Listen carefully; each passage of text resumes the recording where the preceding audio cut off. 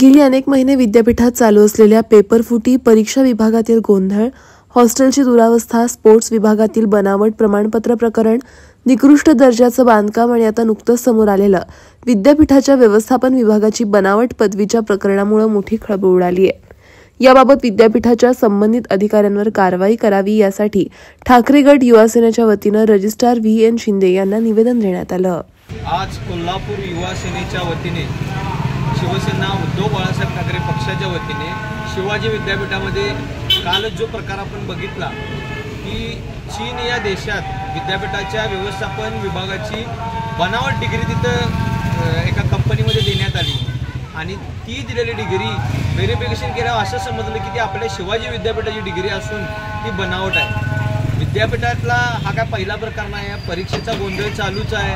मध्यंतरी स्पोर्ट्स विभागात देखील अनेक बनावट प्रमाणपत्र सापडली। एवढे सगळे प्रकार होत असताना विद्यापीठ झोपले की काय, विद्यापीठातले अधिकारी झोपलेत की काय असा आमचा प्रश्न आहे।